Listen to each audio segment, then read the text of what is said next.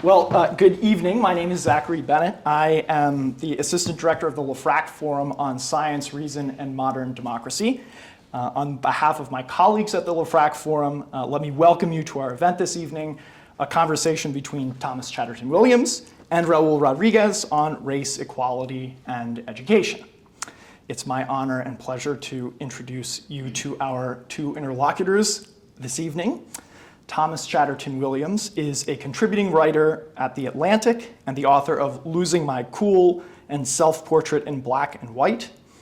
He is a visiting professor of humanities and senior fellow at the Hannah Arendt Center at Bard College, a 2022 Guggenheim Fellow, and a visiting fellow at the American Enterprise Institute. He was previously a contributing writer at the New York Times Magazine and a columnist at Harper's. His work has appeared in The New Yorker, the London Review of Books, Le Monde, and many other places, and has been collected in the Best American Essays and the Best American Travel Writing. He has received support from New America, Yaddo, McDowell, and the American Academy in Berlin, where he is a member of the Board of Trustees. His next book, Nothing Was the Same, The Pandemic Summer of George Floyd and the Shift in Western Consciousness, will be published by Knopf. In conversation with Mr. Williams tonight will be our own Raul Rodriguez. Dr. Rodriguez is a Dean's Research Associate in the Department of Political Science here at MSU, where he studies and teaches the history of political philosophy. Dr. Rodriguez holds master's and PhD degrees from the University of Notre Dame. His research has focused especially on the thought of the 19th century French political philosopher Alexis de Tocqueville, author of Democracy in America. The subject of Dr. Rodriguez's dissertation and currently ongoing book project is Tocqueville's distinctive form of liberalism. A part of this broader project has been published as an article, Tocqueville's State of Nature Foundation, in the American Journal of Political Science. With that, I'll ask you to join me in welcoming Thomas Chatterton Williams to MSU, and I'll hand things off to Dr. Rodriguez. Thank you. Thank you, Dr. Bennett, and also thank you to all of you for coming out this evening. I know at 5 p.m. sometimes it can be a little bit late, and we'll be holding you between your dinner, so we'll try to make this fun and engaging. And as part of that, we'll try to make it very civil, and we can have constructive disagreements. And so I welcome any challenges, and we'll talk for about an hour, and then we'll open it up for about 30 minutes. So it'll be fun to have just an open, honest, and frank conversation around difficult questions, but things that are extremely important to us today. I'd also like to thank Thomas Chatterton Williams for being here. We already had lunch together. We had a few drinks together. We already talked about philosophy, love, God, all kinds of things. We got to the bottom of it. We got to the bottom of it, so it was a fun conversation. So I'm glad that we can keep having a public conversation about it as well. So I thought we could open things up tonight by just asking you to talk a little bit more about your biography. I read a little bit of your book, which I recommend to everybody, Self-Portrait in Black and White, Unlearning Race. I found it to be a wonderful sort of memoir and an introspective sort of examination of your own life and how questions of race have affected you. And you start out by talking a little bit about the birth of your daughter. And I found that to be very interesting because I have somewhat of a similar background. My father's from Mexico, different sort of culture, and my mother's from the United States. But when I had our son, I had sort of a similar experience where I noticed that his skin complexion was a little bit lighter. And you mentioned this, I think in the book or somewhere in an article, about how you were trying to maybe change the filter, right? Is that what they call them now? The filter to make them make her look a little bit darker. And I remember seeing a picture of my son, and I thought, I really like this one because he looks a little bit darker. And I never really thought much of it until you mentioned it as well. And I was really surprised by that and how the birth of your daughter helped you sort of begin to rethink things and sort of maybe cause a certain evolution in your theory, your way in which you were thinking about questions of race. So I was wondering if you could just touch a little bit on that and just a little bit of your biographical background. Sure. So we can be a little more familiar with where you're coming from. Thank you, and thanks everybody for coming out tonight. It is that time when it's hard to draw. You're done with the school day, and you want to go see your friends. So thanks for coming. Yeah, I'm old. I grew up in the 80s and 90s. I was a freshman in college around the year 2000 when it first became possible on the United States Census to mark more than one box. You had to choose if you were black or white or whatever race you were. It wasn't possible to mark more than one box during my whole formative upbringing. So I thought of myself in a very American way as being, a black man with a white mother and a black father, but fundamentally black because in this country, a drop of black blood makes a person black, and that was a formal designation in previous eras, and it's always been an informal custom. So I didn't really, I grew up in a mixed race household, but I didn't really think very hard about mixedness. And it wasn't even until I got to Georgetown in 99, 2000 when I started to meet other people who had backgrounds like mine who identified as biracial. Biracial wasn't really a word that I grew up with. So my first book, Losing My Cool, is really about my, it's more of a coming of age memoir, and it's juxtaposing my own black childhood with my father's black childhood. My father is really old enough to be my grandfather. He grew up in the segregated South under Jim Crow, and he really had a very different, he had a different American experience than I had. And I was making sense of that, but I was never fundamentally, I was thinking about black American experiences and what it meant to be a black man, but I never fundamentally questioned that some people were black and some people were white and some people were other things, were Latino or Asian. I just accepted this kind of paradigm of racial thinking. The next book, which took me 9 more years to write and more living, and I had moved to France and I had married a blonde-haired, blue-eyed French woman who is slowly dawned on me was blonde-haired and blue-eyed the way that my mother and my grandfather and my aunt and lots of people were. I had married into another interracial family, but I fundamentally thought of myself still as black. But in those early years of living in Paris and and meeting people and people asking where I'm from or, asking about your origins as people do, and me trying to explain to people that didn't come from the American way of seeing in a racial binary of either black or white, explaining why I was black, repeating arguments or justifications for the one-drop rule for racial identity, I found myself being less and less convinced even before I had a child of why it was that I wasn't mixed or why it was that I didn't have a complicated ancestry, but I was simply one thing. When my daughter was born, by the time that my wife was pregnant, I realized that there was probably a high likelihood that she would be pretty not black looking, if I can say that.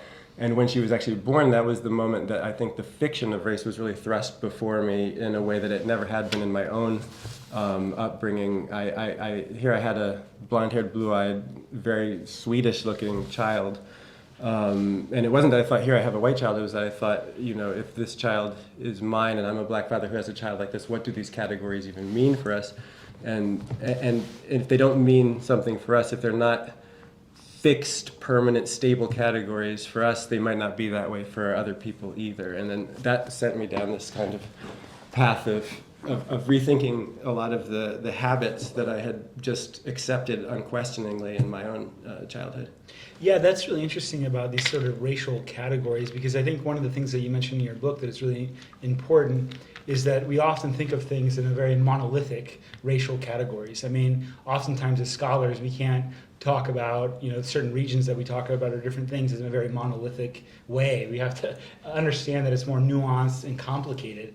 And yet, what you sort of point out is that when it comes to race, we often sort of lump people into one box or another, and how problematic that is. And sometimes somebody that's called white, their family might be from Ireland or Germany, and so it's actually a much more interesting, culturally rich sort of tradition that we just sort of lump as white, or the same as black or brown. There's all kinds of different ways in how this might be a fiction. That's kind of an interesting thing that you talk about, how it's the fiction of race. And I think in your book you say that actually this categorization of races was ultimately a part of sort of a racial classification that was part to keep people down. Is that sort of... Well, first of all, the way that we classify human physical difference is, it's been around for a while, but it hasn't been around in the way that we do it forever. Yeah. It's several centuries old. It's really something that comes out of the Enlightenment, several German thinkers, Linnaeus in Sweden, a desire to make legible several categories, whether it's 4 or 5 of different types of human beings, and then to fit individuals into these larger categories. And you talked about, monolithic ways of thinking, the idea that, this idea of like monolithic whiteness, which we have now, that, that somebody with Irish ancestry is white, but so is somebody with Albanian ancestry, or someone with German, French, even now Italian, or, Southern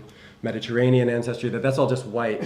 Even that's really new, because even 100, 150 years ago in America, there was a sense that there were racial differences among whites. And the idea that, somebody with a Jamaican background there's a universal black experience that is fundamental to all people with darker complexions. I mean, that type of thinking, it hasn't always been with us. Mm-hmm. Yeah, I found that to be very interesting. How you sort I'm of sorry. I just to finish, but the idea that it's linked to oppression, it does come out of the Enlightenment and Linnaeus and several thinkers trying to, this is the era of trying to categorize diversity, plant diversity, human diversity, all types of things, trying to make sense of the natural world. But it also it coincides with Europe and Africa colliding in the New World through the slave trade and through a fundamental exploitation of labor. And it makes quite a lot of sense to me that this type of race thinking is also necessary when you have a new country that's founded on the idea of equality, which didn't exist in the old world, mm-hmm. but that all men are equals.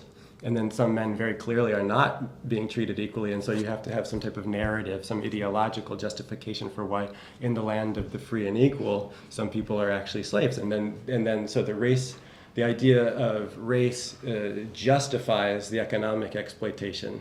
So the racism creates the category of race, actually, and not the reverse. Yeah, and I found that to be very illuminating. And one of the things that you sort of brought up in your book is that, this is sort of conventional and it's not natural. And I think I'll just read a passage. You say, I think this is, you were talking to a colleague who says that it was really difficult for her to overcome or accepting her blackness in a way.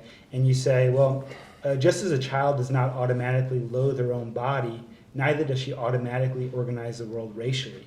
And I found that to be kind of an interesting insight where, I haven't studied this, but it's sort of an interesting insight that, children don't naturally say, oh, you're black or white or brown, or they don't instinctively think that way, but we sort of condition them to think that way. It's amazing as a parent, it's amazing to see, it's very early that children do start to reproduce racialized thinking, but they're not born that way. Like a 4 or 5-year-old might say, like if you ask them to describe someone, they might latch on to a racial difference. But like a 3-year-old or a 2-year-old, if there's a black-skinned, dark brown-skinned woman and a white-skinned woman sitting in front of them, and you ask them, what's the difference? They say she has pink shoes. Even my own children, they would describe like my father as being brown-skinned and their white French grandfather as being pink-skinned because he likes to drink his wine in the evening and he gets flushed, They didn't know that his skin is supposed to be called white until they learned that. Yeah. That's good. I think that's sort of an interesting insight with children that, because they are really blunt and honest and just sort of say things. But why wouldn't they say something about race if it's so intuitive? Right? And because the actual color-coded words that we use to describe human difference don't actually correspond to flesh tones. People don't actually have white skin or black skin. So that all has to be learned, even on that basic level of the language. We describe people racially with colors that don't present physically. In fact, we don't use actual accurate color-coded descriptors for how people look. Yeah, no, that's very good. One of the things I wanted to ask you a little bit about, because sometimes you hear people talking about a colorblind society, and I think even in the Supreme Court, they've talked about this. I think one of the justices says, well, if you want to stop discriminating on the basis of race, you have to stop discriminating on the basis of race. And that we should be putting forward a colorblind society. Is that your position, or what do you think about this idea of being colorblind? Well, I think there's more to it than that, because I think that you have to do two things at once. You have to try to achieve a society that is in practice colorblind.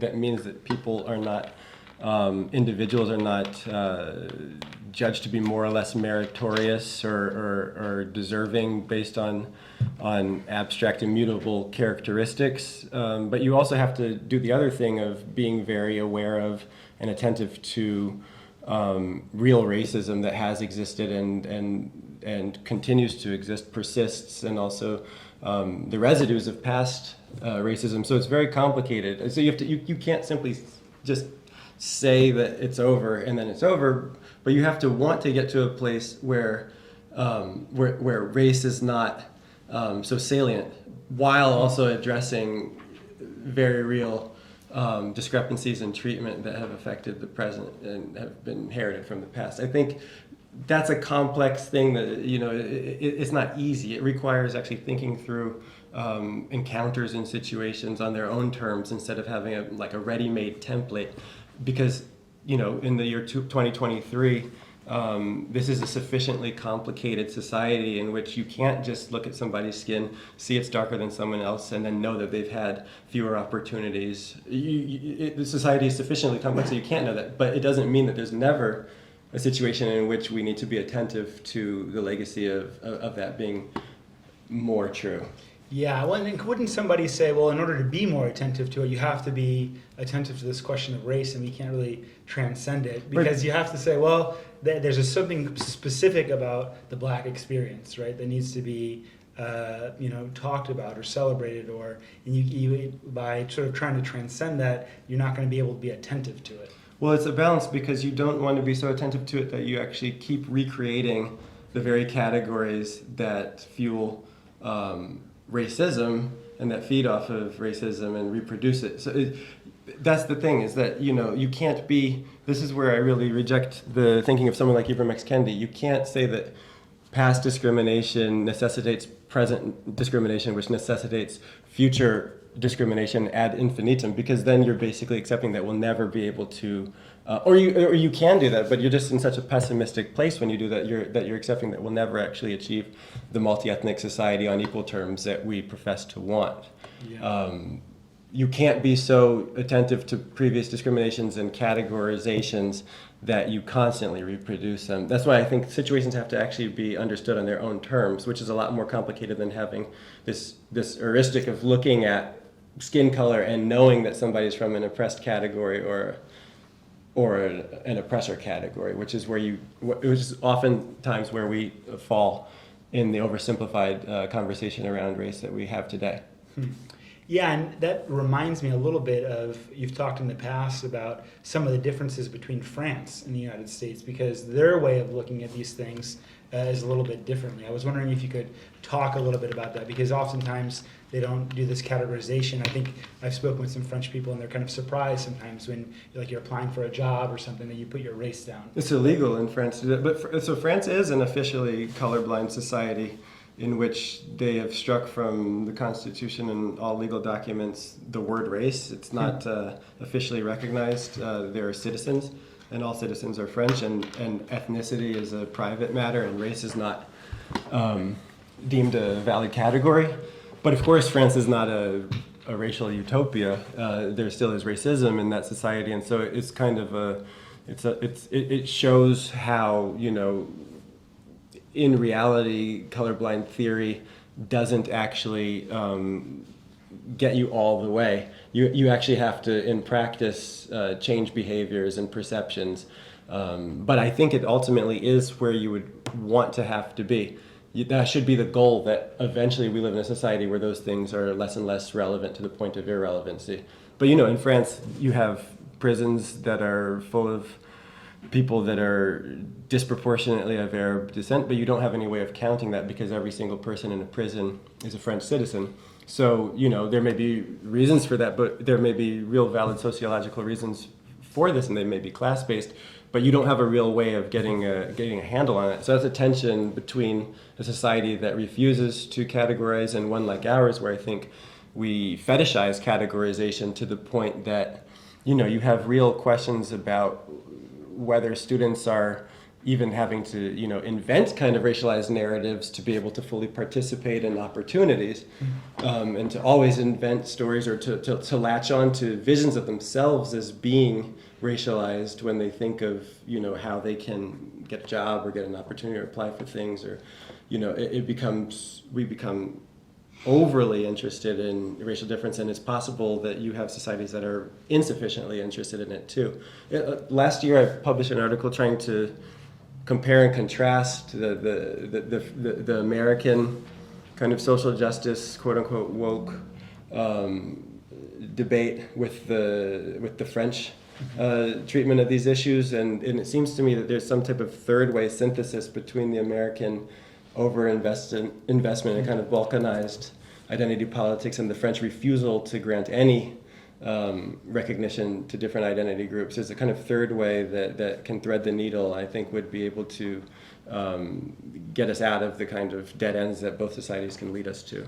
Yeah, I think that would be an interesting attempt to find some sort of middle ground. But I wonder if somebody would just sort of respond and say, well, America is different because the historical legacy of slavery and discrimination that took place for such a long time. And because of that, you do have to be very racially conscious in order to continue to sort of bring about a more just society. Couldn't somebody say, well, actually, it's important that we are so focused on it?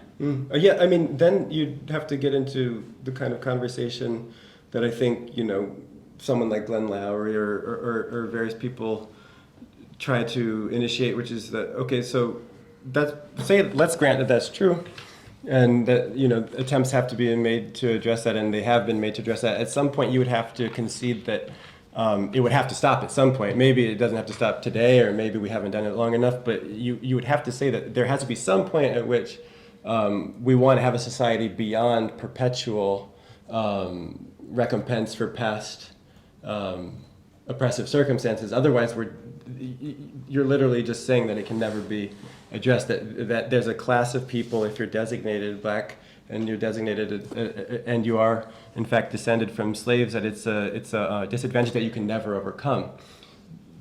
If that's what you're willing to concede, then you're basically saying that equality is not possible. And for a lot of black people, myself included, certainly my father, who grew up in segregated Texas, that's something that would be impossible to concede. The idea that no matter what, you're literally coming from an inferior position, and it can never be. That gap can never be bridged. That's a very difficult identity to inhabit, and I would say it's not something that people should be so quick to acquiesce to. If somebody else is allowing that identity to be foisted on you. Would equality be, well, if we look at the income of blacks and whites and we want it to be in some ways equal, would that, and we could say, well, it's not right now, and so therefore you should continue to be very racially conscious until that point. Would that be a time in which you could say, we should be thinking about these things in a different way, or you seem to suggest we already have to think about it in a different way? Well, there's lots of ways that you can look at, there's lots of ways to use class in different measures, and, even in France they can't use race, but they can use zip code and things like this, that oftentimes does address discrepancies that can be categorized as race, but don't actually reproduce the idea that certain racial groups are equivalent to certain economic or material conditions. And, I really do think there's so much variety. You do get in situations in America where class is an afterthought. And, this was certainly my experience in college, that a lot of people getting, opportunities based on race were people that were were far more well-to-do than I was. For example, when I showed up on campus, I was amazed at some of the ways in which race and class were conflated, but you were actually dealing with upper middle class and even upper class children. So, I think that there are many more ways to think about addressing inequality that don't actually rely on crude biological categorizations. Yeah, I found that to be very interesting. Pseudo-biological, because there's also, race is not something that's so clearly, as I try to show through personal reflection, is not so clearly delineated. Yeah. Well, you talk a little bit about, you campaigned for the Obama administration, and when you were campaigning, I think you say that you realized that it was much more of a class difference than sort of a race difference that was going on. That I think you went to a certain area where there's sort of predominantly white, but like there was a difference in class, and that the class and sociological differences in some ways are more important or stronger than the race classification. Oh, well, yeah. Well, I went to two different, in the book I talk about going first to West Baltimore with a college buddy from Georgetown who was Jewish and a friend from Harvard who was German. And we're walking around West Baltimore in the early days, early on during the primary in 2007, campaigning for Obama in West Baltimore. And, 99% of the doors we knocked on, people had never heard of Barack Obama. They saw my Jewish friend, blonde German friend, me, and most of the black people we were running into, I don't think that they were, this guy is like me, and those other guys are. And they were like, no, there's a bunch of college kids. The gap between being, a bunch of college kids and being actually in the throes of poverty was so much more salient than whatever racial affinities or differences were present there. And the same thing repeated itself in the Fishtown neighborhood in Philly when we were around, really kind of down and out working class white families, and they weren't thinking, oh, here are some whites coming to my door. They were thinking, here are college kids coming to my door, and they were more or less receptive based on class differences. So it's just one more illustration in the book where I try to show that, there is not some essential there's not some racial essence. There's a lot of variety and experience that can't be summed up in shared ancestral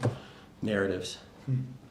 Yeah, and earlier you mentioned Glenn Lowry's name, and I found a quote that you have from him in the book that I found very interesting, and I was wondering if you could talk a little bit about that. I'll just read this passage, and you can say whether you agree with it or how that kind of fits into what you think might be the solution to what's going on.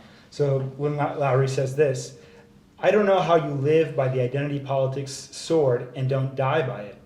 Its logic lumps everyone, including soon-to-be minority whites, into an interest group. One person's nationalism intensifies tribal feelings in others, in what feels like a zero-sum game. I really don't know how you ask white people not to be white in the world we're creating," Lowry said. "How are there not white interests in a world where there are these other interests?" He continued, "My answer is that we not lose sight of the goal of racially transcendent humanism, being the American bedrock. It's the abandonment of this goal that I'm objecting to." I found that quote to be very interesting, and I was wondering if you could touch on this idea of racially transcendent humanism as being the American bedrock, and if that's your position, really. Well, that's exactly, and I would say that's even a better phrase than colorblind. Yeah.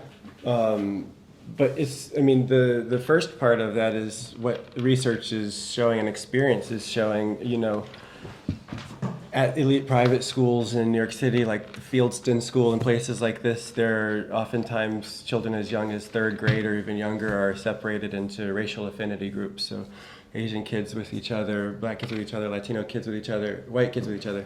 Every group is basically instructed to discuss with each other common experiences of oppression and, have a shared identity of overcoming marginalization in a white supremacist society, and white kids are supposed to sit and reflect on their privilege.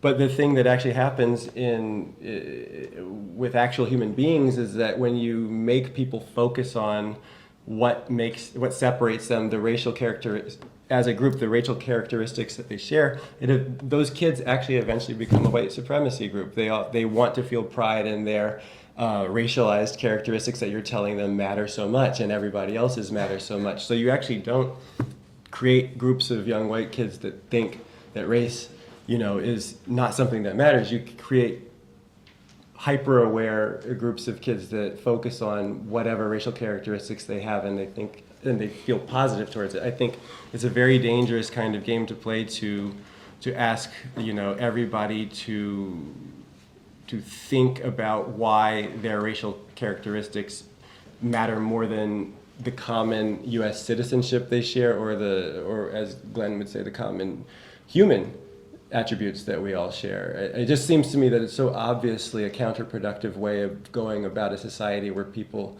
can meet on equal terms and have genuine open exchange.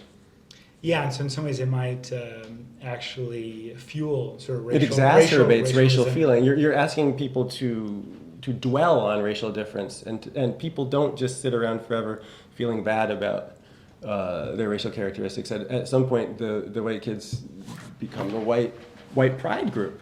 Yeah. And if you're trying to make a less racist society, it doesn't seem to me why you would want to excite the whites, who are still like a numerical majority, to become more and more focused on their whiteness as an essential difference. Yeah. Although, I wonder if somebody could push back and say, well, actually, it's kind of good for a lot of people who may not understand these different cultures to talk about these things and racial thing, to be sort of have an opportunity to learn, so to speak, and that they might have certain prejudices that they're not aware of. Now, I'll give you sort of an example in my own life that I was really surprised. I was on the football team in South Carolina, and I had a lot of black friends, but one of the guys, he cut hair for a living. And he said, yeah, I'll cut your hair. And I said something that was really sort of insensitive racially that I didn't really, like after I said it, I thought, I shouldn't have said that. But I said something like, can you cut normal hair? Like my hair is normal and your hair is not normal. And so like things like that, where I think people are just sort of unaware of these sort of racial prejudices they might have or dispositions. Well, you raise a good point there, because I also, and I do get into this in the book too, there is a kind of threshold, or there's a kind of level of awareness that you do want people to be able to access. There's, like, the way that my mother grew up, my mom's 76, she grew up in Southern California. The way she grew up was just that being white meant essentially having no racial identity. It was just the invisible norm, and anybody who was not white was more or less a deviation from this norm, normal hair, normal skin color and things like this. And so there was not an awareness of how whites too are racialized in a society that separates and sorts people into different racial categories. So it is important for whites to think about the ways in which they've been racialized in this society, but separating everybody out to focus on what separates them, it seems to me to take like a good idea, which is to be somewhat aware and to not fall into the trap of saying some things are normal and some things are abnormal. But it actually goes to the point of fetishizing difference and making it into something that's counterproductive. Mm-hmm. Because there's no way you can be genuinely colorblind insofar as we do look around and notice that people have physical differences. There are differences of skin color. It's not important to try to pretend we don't see what we see, but it's the meaning that we attribute to differences that is where is what really matters. Yeah. So like in the idea of the racially transcendent humanism, we can sort of accept certain universal parts of our humanity, but then also be attuned to the particular differences and talk about them. And so it's not just colorblind where you just not talk about these things. You can still talk about them, but the categorization or understanding how we've been racialized and trying to unlearn, as I think the subtitle of your book, Unlearning Race, that it's important to do that. Is that sort of a good... Well, yeah, I think it's important to be very aware of what types of biases and meanings we attach to difference. And to be aware of the ways, it really is important to be aware of the ways in which different people have, how race has been used for the benefit and the disadvantage of different groups, but to not think that it's some kind of essence, and also to really be attuned to the amount of difference, not just between groups, but also within groups. The idea that there's a common white experience, I think, is something that, it's an idea that also harms white people. It certainly makes it less possible to understand that numerically an enormous amount of white Americans suffer, like economically and in other ways, and are really disadvantaged. And I don't see how you get very far dwelling on the fact that they have some type of white privilege because they have a pigmentation that's similar to Mark Zuckerberg's. You know what I'm saying? It doesn't actually allow you to get to the texture of what human life really feels like. That coal miner out of work in West Virginia, to resort to a cliche, I don't think it's very meaningful, or it's certainly not politically very productive to dwell on white privilege in that case. And it sometimes doesn't make much sense to describe like the sitting Vice President Kamala Harris as fundamentally somebody who's from a disadvantaged group. We need more nuanced and dynamic ways of talking about ourselves and each other. Yeah, and in your book you talk about there's sort of different ways to an incremental sort of approach where you sort of look back at your own identities or cultural traditions, I think, and then another one where you talk about sort of maybe rejecting, and maybe that's kind of what you sort of suggested, rejecting these fictitious or racial categories. And you think was the incremental sort of, is that, you kind of, we're talking a little bit about that, but does it seem like that's kind of a way in which we can start to move beyond it by looking at, it's more nuanced. I'm not just white, I'm not just black, I come from these different traditions and customs and countries, and I think about it in those ways. Well, I do think, I think we were talking about this earlier at lunch. I think that people should think more specifically and more broadly about who we are. You are very specifically the child of a mother and father who come from certain, ethnic backgrounds. Your mother's German, your father's Scots-Irish, and you're from, I don't know, Chicago, and and that's a very specific identity for you. And then more broadly, you're a member of the human race. But both of those things are true at the same time. But the idea that there's just a kind of broad stroke whiteness that homogenizes everybody into this one category, I think that's counterproductive it's counterproductive on a lot of levels. Mm-hmm. Yeah, and the other approach that you kind of mentioned in the book is sort of maybe even rejecting these categorization. And I wanted to cite another passage. That's harder, but yeah. I wanted to cite another passage, and I hope you don't mind. We've already had lunch, so I'll be a little bit playful afterwards and offer a little bit of playful critique, a little levity, and I'll be curious to hear what you say about this.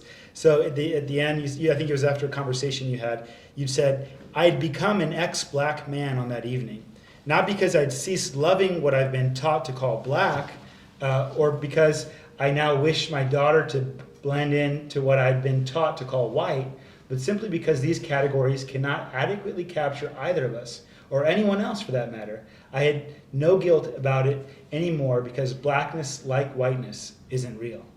Now, here's the playful part. When I read that, I hope you don't mind, but it reminded me of when I was younger and I used to watch Dave Chappelle, and he talked about the racial draft and how people were sort of coming in and out. I love the racial draft. The racial draft. It's a really funny skit. But I thought like this idea of describing yourself as ex-black, I didn't like the sound of it in a way, and I thought, well, maybe this is kind of bad because it's sort of maybe saying, well, you should not reject what other people say about you, but kind of reject what we would consider, a lot of people consider to be a fundamental part of who they are. And maybe for somebody who's of mixed race, it might be easier to do something like that. For somebody who maybe is a little bit darker, it's hard to really say, you're ex-black or you're an ex-Latino or ex-brown, or it seems like it's not quite, it's a little maybe too naive to say that we can even do that in society. I was wondering if you could touch on that. Sure, yeah. That's actually, so that comes out of a kind of back and forth between me and this artist, philosopher, Adrian Piper, who in 2012, she officially retired from race. She officially retired from being black. She said, she'd put in her time. She was ready to collect her pension. She was done performing the labor of, for the bureaucratic categories. But I was profiling her for the New York Times Magazine. She was really interesting to me, and I was telling her that here I have this kind of white presenting daughter who the world treats as a blonde-haired blood girl, and that I was wrestling with what it means if she doesn't feel some of that kind of ancestral debt or guilt that I certainly have had, just thinking about how comparatively lucky I was compared to my father, or going back further compared to enslaved ancestors. And Adrienne just looked at me and she said, but if she doesn't feel that guilt, isn't that a good thing? Like, why would you want somebody to have a pain if the point was to at some point transcend the pain? And I was that kind of, it's obvious maybe sounding, but it kind of struck me when she said that, and that's when kind of that ex-black clicked for me in the writing, because that's a nod to James Weldon Johnson's autobiography of an ex-colored man. Wouldn't say ex-colored now, but the idea that these are words that you're forced to use, and it's not, first of all, like my skin was never black. I was just told that I'm black. And I'm saying that I don't want to play the what my late great friend Stanley Crouch called the all-American skin game. I'm just no longer participate. That's the game you play. I understand that, like, just because I say that, it doesn't mean that anybody else in society who I interact with necessarily will stop playing the game, but I'm no longer being a willful participant in this thing that I think actually harms real people. I'm stepping out of that, and I won't be complicit in that anymore. Mm-hmm. Yeah, I mean, I guess the only thing that I would say is, well, sometimes you might say, well, it's good to think about, black political philosophy, or think about a category in which we can understand a certain shared experience. And sure, it doesn't wrap everything, but it's something sort of concrete that we can latch onto that helps us sort of think about this experience in a way in which a lot of people don't think about it. Yeah, I think you can. I think you can talk. I just think there are ways that you can be more attentive to language. You can talk about, you can talk about the cultural traditions you're a part of, the regions of the country that have, influenced your identity, without ever going to the step of making the claim implicitly or explicitly that's a biological reality, that it's an actual physical biological reality. Your identity also is, it's obviously it's a negotiation always between your self-conception and what is reflected back at you from people you're interacting with and institutions you're dealing with. I can't just go out and say I'm Japanese or anything, because I could say it, but it won't be reflected back in a.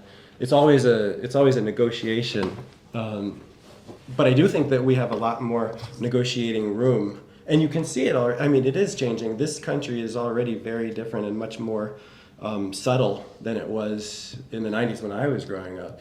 We have a much more sophisticated way of talking about and thinking about racial difference now, but we haven't gone all the way towards rejecting the idea of racial difference yet. But I think that it's possible that enough people realize that the way we make and reproduce race really has harmed a lot of people and isn't working so well now. If you look at our politics, that there could be a better way of organizing ourselves and understanding ourselves. I think people are attuned to that. Something's not quite right. Yeah, and we still have about 10 minutes left, and I just wanted to shift a little bit to the question of education a little bit, and I wanted to touch just on the question of affirmative action. Because in some ways, now the Supreme Court came out on a case on affirmative action, sort of making it a little bit harder. But in the past, some people like Michael Sandel and others have argued that, well, actually, there's different ways in which you can think of affirmative action. You can think of affirmative action as, well, we have to correct certain racial injustices in the past. Mm-hmm. Well, that's kind of complicated and hard to do, and should the university really be doing that? But other people say, well, if you don't think about it as correcting injustice, but actually as diversifying in a good sense, it's good to have people from different perspectives, just like somebody who can play the piano or somebody who can, does something that's in the marching band. You want people that are different, and you don't want to just have everybody that looks the same. And so in some ways it would be beneficial to have affirmative action, for instance, on college campuses, maybe in jobs. You kind of need to focus on that question, because otherwise you may just have everybody that looks the same and you don't really have any real diversity. And That's the thing. That's one thing, yeah. Yeah, so I mean, how would you think about this question of affirmative action? And because maybe you do need to look at questions of race in particular to diversify or help the community in a way. Well, like Adolph Reed or even Bernie Sanders makes a very good point when they say, under that type of understanding of diversity, what you have to do is you have to make sure that, there's 13% of the population is black, so 13% of billionaires should be black. And then 13% of, corporate board seats should be black, and so many should be trans and Latina. And as long as you get like a proportionate representation, you never actually have to think about deeper levels in which there's a lack of diversity, there's inequality, there's other forms of injustice just beyond identity representation. I think there's some validity to that. There's a superficial way of diversifying when everybody thinks the same. A lot of institutions don't necessarily think very hard about viewpoint diversity, or the fact that there is not a single Latino viewpoint, a single white viewpoint, a single gay viewpoint, a single black viewpoint. There's actually quite a lot of disagreement within communities, and oftentimes in the pursuit of diversity, the minorities within the minority really get silenced and are, in the worst case scenarios, deemed to be inauthentic. If you don't think this way, you're not really Latino. That's dangerous. That's an unintended negative consequence from some of the focus on diversity. I would also say that just in terms of affirmative action, when 2003 Sandra Day O'Connor, Justice O'Connor said, affirmative action is necessary, we can imagine in 25 years it won't be. 25 years, we're just a few years away from 25 years from which, and people thought that was a reasonable time frame. No one really thinks that right now. Very few people think that she was right, it's over, like in 2028 or whatever, we're done. But at some point it does have to be done, to get back to the point I was making before, because if you say that it's not and it can't be done, and that there constantly needs to be a different standard of entry for different groups, and really what it's saying is that Latinos and blacks can't enter spaces the way that Asians and whites are expected to, then that's a tacit admission of inequality, and that's a tacit argument making this statement that blacks and Latinos are inferior in some way. But what they do is they bring a kind of spice or a kind of personal flair or something that makes a room full of Asians and whites better off to have them around. That's dangerous. I think that actually subtly reproduces racist thinking that actually works against black and Latino people, because they're there, but they're not considered to be there on equal terms. And there have been, some black people that have really written very damning testimony about being at Harvard, being in the top spaces, but feeling very angry that their presence there was always with an asterisk. And, you could say that that's not the most important problem. Maybe addressing previous harms is more important than that, and maybe it is, but at some point, we have to want to be in a society where there are no asterisks and people are not simply included in spaces for the benefit of the people who actually got into the spaces in the legitimate way. Yeah, that's good. I'd love to keep talking about this, but I want to ask one more question and then I'll pass it on to the audience, and I'm eager to hear some thoughts that you have.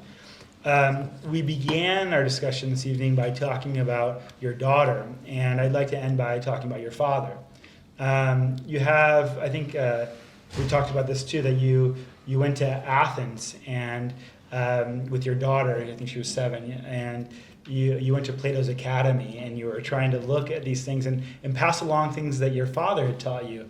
And you have this wonderful story about how your father sort of found in the neighbor's yard a neglected box of books. And in one of those books, they talked about the lives of the philosophers and about Socrates, and that fundamentally sort of changed his life, and he sort of passed that on to you. And it reminded me there's a guy named Roosevelt Montes. I don't know if you're... I wrote about his book. Oh, you did? Okay, I Yeah. didn't even see this. I should have read that. I'll have to take a look at it now.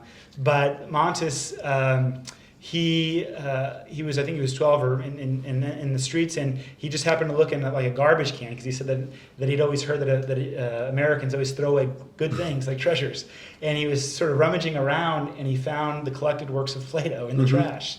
And then he started reading them, and it changed his life. And so he wrote a book called Rescuing Socrates, and that sort of this liberal education can help rescue us today. And I was, wanted to hear your thoughts on to what extent is like classical texts of philosophy important when we're thinking about these questions of race, when we're thinking about how to be, human beings in general. And I'll make one last anecdote. Part of my entry into what I do here, the reason why I love being a teacher is when I was younger, I wasn't a very good student. I didn't read very much. And one of my mentors said, well, if you want to get a better reading score on your ACT, you should go read some more books. And so I said, okay. And I walked in the library, and I happened to find a book there just sort of waiting for me. It was propped up. And it was Martin Luther King's book called Strength to Love. And it's one of the most amazing book of sermons that Martin Luther King gave, but he talks about the philosophers all the time. And I thought, well, this is kind of strange. Who are these people that he keeps talking about? I want to be kind of like him, and I want to read about these things.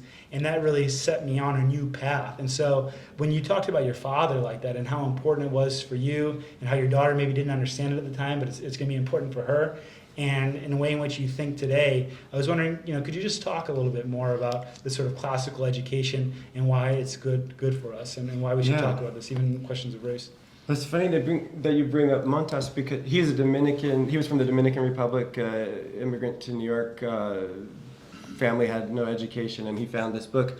And I wrote this essay in the Atlantic about how similar that experience was to my father. His family had no education. He came across this book. He came across in the Story of Philosophy by Will Durant. He came across this illustration of Socrates, and he was a young boy, and he wanted to know, what must you have done to have lived 3,000 years ago, and people are still looking at your picture? And it just made him curious, and he eventually read Plato's dialogues and things like this. But what it really did for my father was he couldn't understand all the ideas, and he was very young at the time.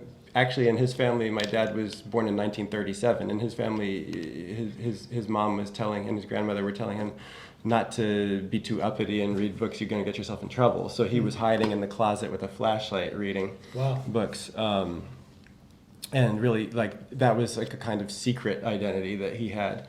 But the thing is that, he was being brought up in a society in which he was not just metaphorically being sent signals that he was a second-class citizen. He was literally a second-class citizen in the society he was growing up in Texas. And what the books did, and what the kind of the communion with Socrates through Plato did, was show that he identified across time and geography with people who were thinking and feeling 3,000 years ago in Greece, and it was affirming his common humanity. It was affirming his worth, and it was transcending the lowliness of his current circumstances and putting him in touch with something greater than the here and now. It was this kind of this durable aspect of human striving and thought and thinking, and it gave him a sense of himself that was richer than what was reflected back to him by the society he was around, and that really allowed him to persevere. I think Montes has a similar situation in which wrestling with these thinkers gave him a sense of self-worth, and he teaches a lot of. He's at Columbia University, and he teaches a lot of poor Latino kids from the Bronx, and has them reading Socrates, and far from them encountering Socrates as a kind of vehicle of whiteness or something like that, it's actually the opposite. It gives them a sense of competence and a sense of having mastered concepts that matter and have mattered in the society in which they live, and it gives them a sense of inclusion to access that. And so I think, there's been so many debates in recent years about reorganizing the canon, and making it more inclusive. And I think it can be very good to update the canon and bring in new voices, but also the idea that the only way you can identify with somebody is if they look like you, or if they come from where you come from, or if they even live in the millennium that you live in, is a kind of a surface level understanding of identity. My dad found this ancient Greek, and he identified with them. And when I was in college, I don't think I ever felt identification with another person to the extent I did until I read Dostoevsky. Mm-hmm. And I felt seen, as they say, but he was a racist. He didn't like black people or Jews, but something in the human level, at which at that level he created art. It transcended biases, prejudices, differences, time, geography, and reached me. Yeah, no, I think that's very, very good and interesting, and that's something that's sort of, you can have maybe both and. Sometimes we think, well, you can either do one or the other. You can do both. You can do both. I mean, like in my American political thought class, I realized, well, I can maybe incorporate James Baldwin or Harriet Jacobs, and I did, and I thought, wow, actually, this is really enriching, and it made it so much better, actually. Mm-hmm. And I didn't have to choose one way or the other, but I could sort of make it a little bit more enriching by thinking about these things in a conscious way. Well, thank you so much, and I'll sort of move it to the audience now, and now you can ask questions. I think we have this microphone that we'll pass around. Yeah, before you ask your question, I'll give you this little mic. You just have to hold it, not that close to you, but just here. So, questions, thoughts, disagreements. Well, thank you very much. I think this was tremendous. So I think it's quite easy to subscribe to the idea that you have about like a future where racial categories matter less. But my question to you is really, how do we get there? And it seems like, the distinction that you make about American society, about class and race being the primary cleavages seem very reasonable. But it seems also like the interesting thing is that in America, compared to many other societies, it seems like race trumps class. And when I listen to how you sort of think about this future, it seems like, and you must correct me if I'm wrong, but it seems like you think that this is a cultural project rather than an economic one. No, that's interesting. I'm glad you raised that point, actually. But I wonder, is it maybe, one of the reasons why race is so important in America is because the races are hierarchically organized. Race and class just correlates to such a high extent. And I wonder, rather than trying to think about, this is a cultural project that we have to redefine these concepts, maybe we don't get to that future until some of these economic inequalities are rectified. Yeah, that's a fantastic comment. Where are you from? Sweden. Yeah, I noticed an accent, but I couldn't place it. Race is classed and class is raced in America, and I do get into this in the book. I think that you can't really have some of the goals I have without acknowledging that people really do interact as equals most easily when they meet as equals, when they meet on equal terms. And when people don't meet economically on equal terms, then it kind of reinforces prejudices that already exist. Like the places where I've actually seen diverse communities working the best in this society are like Martha's Vineyard, parts of Southern California, where you see basically everybody's upper middle class, and then some of the racial differences really take care of them. They resolve themselves rather easily. Parts of Manhattan, there is an economic component to that. And in the book, I do say that one of the most persuasive things I've read in the past 15 years was Ta-Nehisi Coates' The Case for Reparations. I am certainly open to the idea that some aspect, not just going back to slavery, but like in my dad's time, my dad was like someone who suffered under redlining practices, unable to, I'm not able to inherit a home from my father because he wasn't able to create wealth in that way and in a way that was accessible to people working just as hard as he was working, but not from a category that the government wouldn't give an FHA loan to. Those people are still alive, some of them, and those are things that are rectifiable. And there's lots of arguments about how to address economic harms that I think could actually help us proceed to that better future. As long as dark skin correlates with being an actual underclass, then yeah, it's not going to happen. But economics alone won't happen, won't get us there if we don't also change the way we're thinking, change the way we interact with each other, change the way we see ourselves. Another thing Adrian Piper said, that would be very helpful is if everybody actually did some deeper research into their ancestry. If people really took seriously, even doing DNA testing or genealogical research into where their family comes from. If you look back enough generations in America, most people would be kind of surprised. They would find something surprising, almost certainly. Something like the number is not on the tip of my head, but something like 24 million white Americans have enough African DNA in them to have been enslaved under the old laws of hypodescent in the slave states. They have a tiny bit of black blood. They have a drop of black blood. There's an enormous amount of white people with African ancestry, and the average black American is 20% Anglo-Saxon, usually from England. So that's already an extraordinarily mixed population. In fact, we are very much related to each other if you've been in America for any amount of time.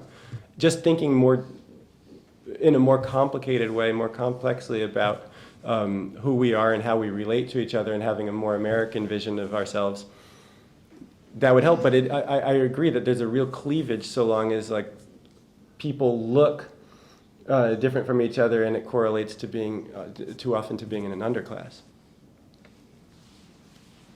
Other questions?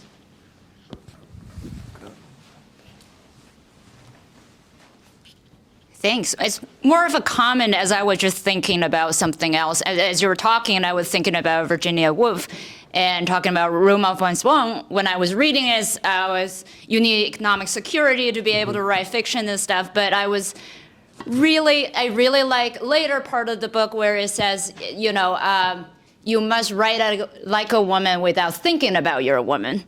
And the fact that you're thinking about your demographics in a certain sense is preventing you to write truth in fiction, which is also an interesting thing that she wrote. Is you cannot write truth if you think about you're a woman and then you want to write like a woman. But it ties back to what she's talking about early on about women must have a room of their own and money to be able to write. So it's coming back to the early comments of economic status. And I think there might be two ways that are both necessary to sort of make people see truth, whatever that means. Is one is you have to have certain levels of economic security to have the psychological security to think critically or to not be stressed about, what am I going to eat for the next meal. But on the other hand, I guess what is education doing in terms of the self-reflection of identity of what humans are, right? What are we thinking about? Should we reduce our dimension to 1 or 2?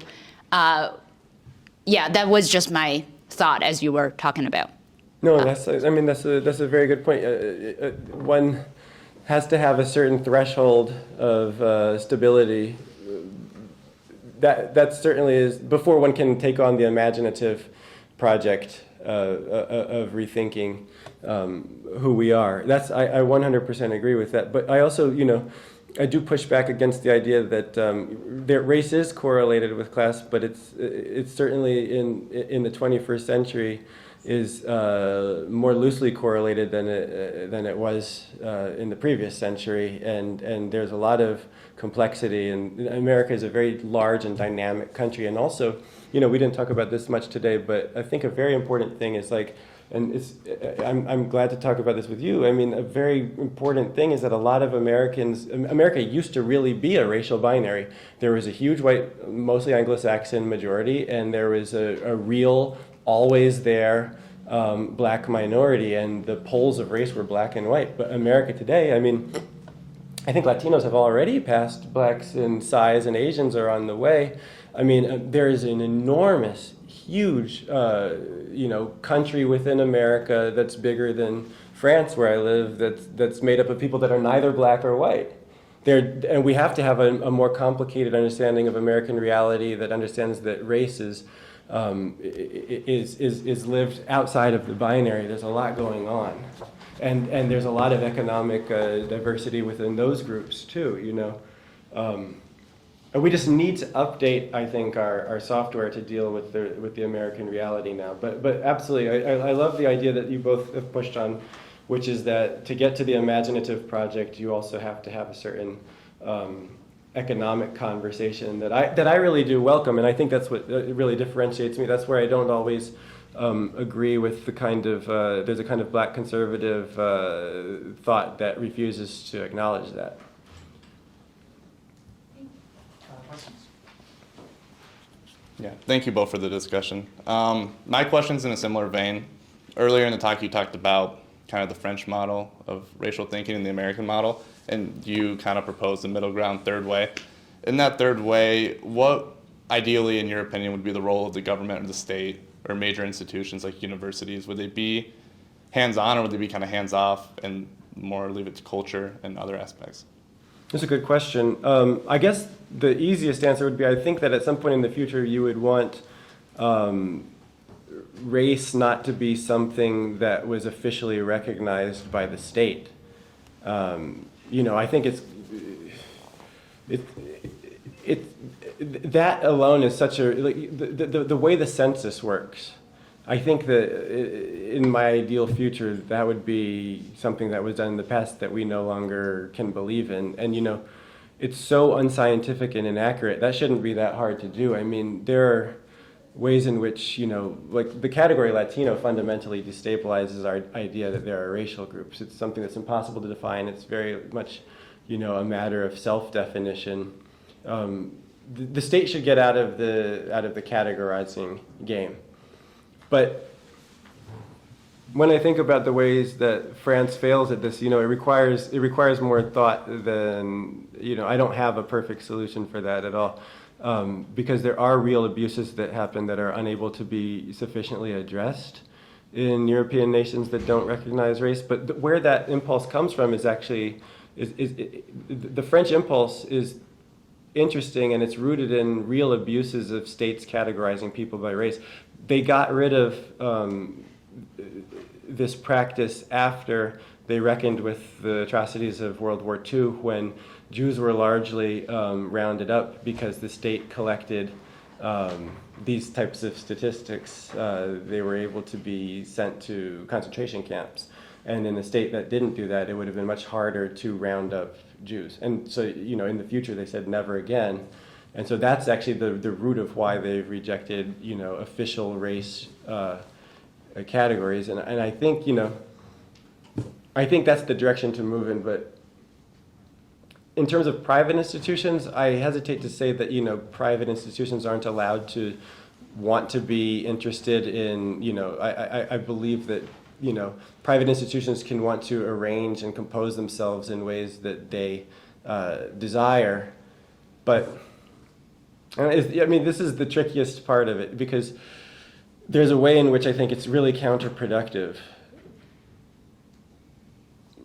I don't have the perfect answer for it. It's a great question, but I don't have the perfect answer for it. It's really something that I think has to be worked out in practice, and that I would want to avoid categorical declarations of what would always work in every situation. I think there should be some aspect of flexibility that often isn't there.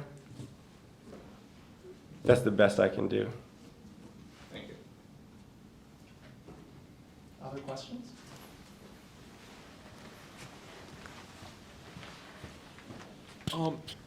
In your Harper's letter, I was curious to ask you about cancel culture, and what do you believe motivates people to participate in it, and how can we curb against this? Because you had a very excellent article in the Harper's magazine, and I'm just curious what your thoughts are about it. Oh, thank you. I take the position that what is called cancel culture, even though I don't use the term, is real. Something's been going on.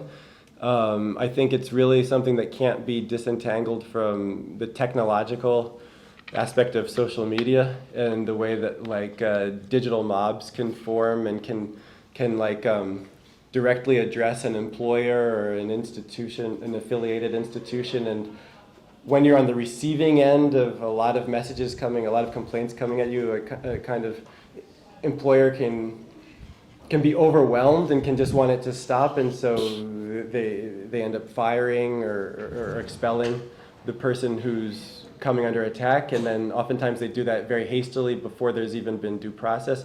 That thing has been happening in the social media era for over 10 years. It really got kind of intense around the summer of 2020.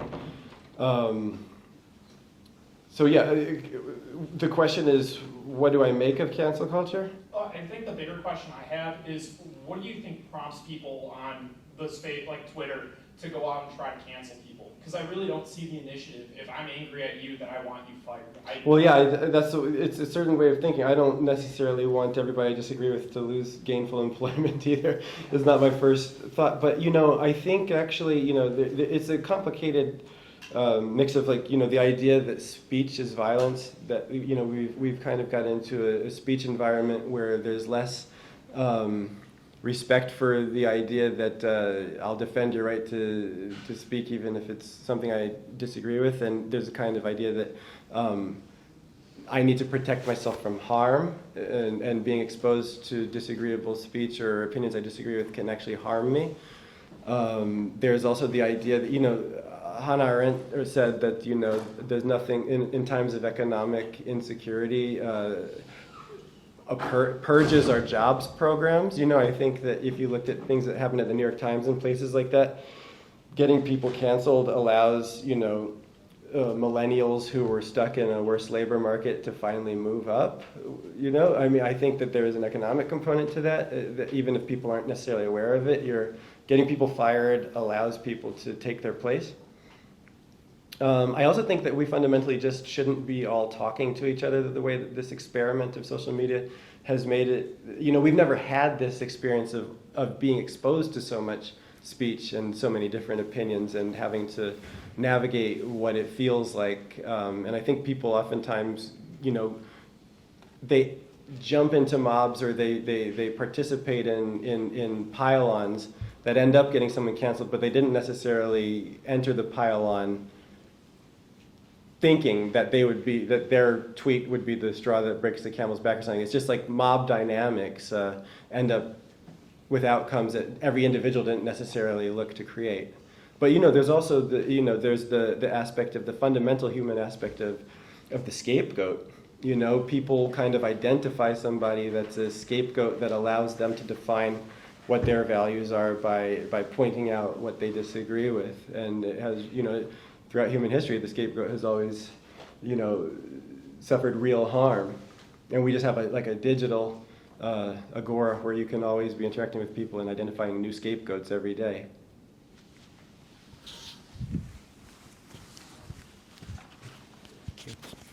Hi, just wanted to say thank you for coming here. One question I had was about when we're talking about differences of race and differences of class in some of the political debate after affirmative action, that some people say, oh, so now that affirmative action is over, now we can go to college, and college admissions, we can focus on economic class. And the question I had about that is,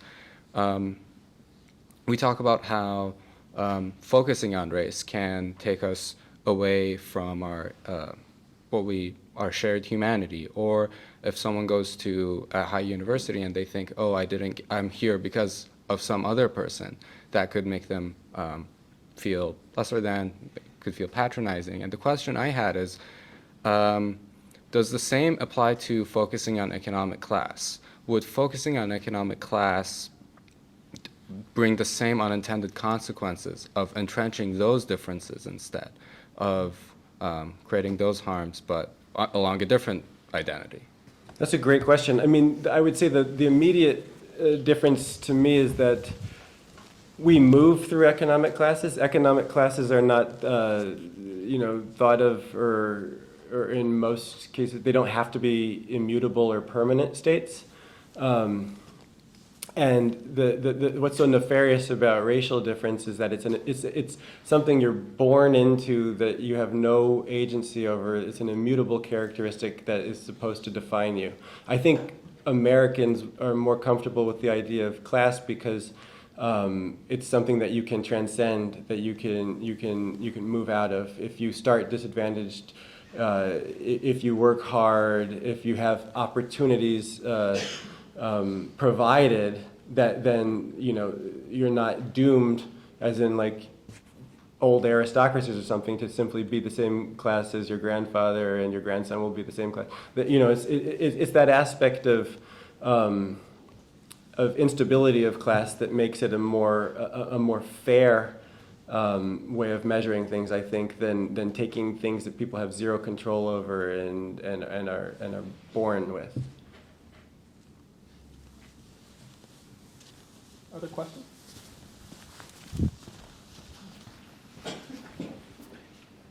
Thanks. Yeah, many thanks for a really interesting discussion. In your talk and your responses to the questions, you argue that we need a combination of economic redistribution as well as more subtlety in the categories we use about race.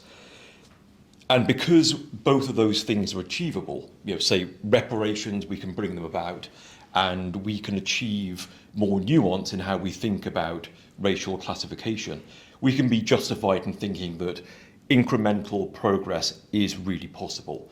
We can achieve greater equality.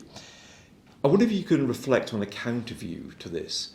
The Trinidadian historian C.L.R. James comes to mind, the author of the brilliant account of the Haitian Revolution. And this is a terrible paraphrase, but he said something along the lines that you will never get a rich man to give ground unless you're chasing him with a gun pointed at his head. The basic point there is that elites are extremely reluctant to give up any kind of privilege, whether it is material or it is political.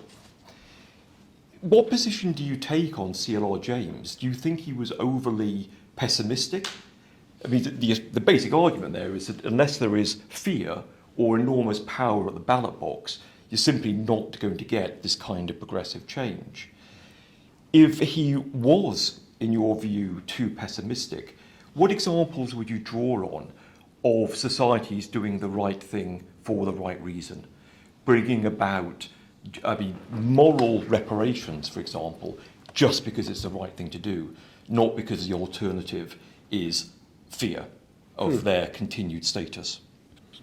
Well, I don't know. I mean, I'm writing a book about the summer of 2020 right now and thinking a lot about this moment at which, an enormous amount of money was given to what people were hoping would produce some change. I mean, in the billions of dollars from corporations and wealthy philanthropists. I mean, Jeff Bezos' ex-wife gave in the billions by herself.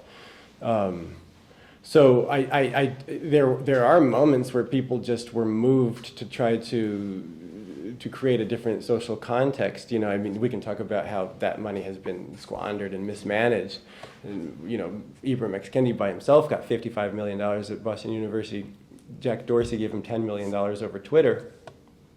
I mean, you can get a rich man, actually, in this day and age without chasing him to give you quite a lot.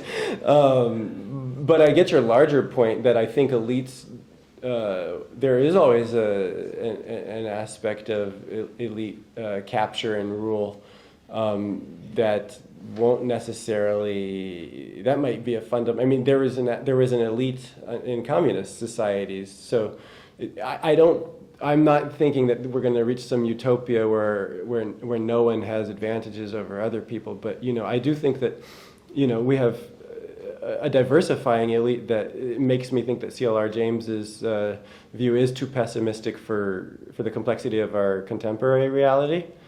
But yeah, reparations as an actual political project. You can see the levels of resistance, even, Coates points this out in his piece, just the levels of resistance even towards in Congress being able to have an official study. That was just something that was rejected year after year after year. But then, in the most recent election in 2020, every single major Democratic candidate suddenly spoke of reparations. That was something that was a language that was suddenly mainstreamed.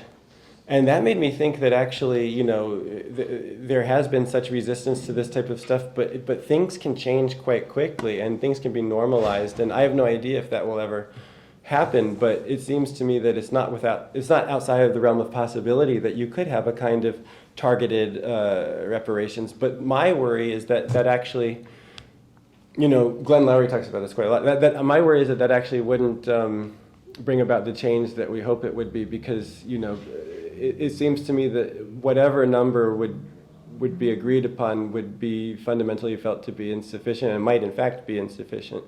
So there's different problems with that, but I do think it's too pessimistic. Other questions? Are you from Sweden too?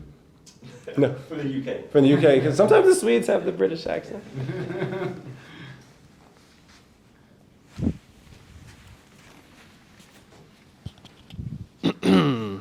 Okay, so I kind of have a question. So about the basis of racism as a concept. So I know how as generations proceed to go by, as a child, if you were to see your parents acting hatred towards a group of people, it's easy to understand how racism as a concept towards a certain group of people passes on that way through generations and stuff. But in in modern day, I feel I want to ask how do you feel racism as a concept continues to develop, especially in places and with people who are kind of more streamlined, such as politicians, and how it may underlyingly continue, and how and what you think, I guess, and how they go on about this process without maybe questioning why they're why, I guess, self-questioning, if that makes sense. I want your opinion on how you feel over time it's progressed through people. Racism as a between concept. groups, and how it's kind of how politicians prey upon people's racism. Is that what you're getting at? The way Sorry, that was bad. I kind of I guess, all right. So how do politicians and stuff, how do they go about their lives practicing maybe small bits of racism without self-questioning, and how do you feel them as an individual processes stuff like that? I'm not sure. I mean,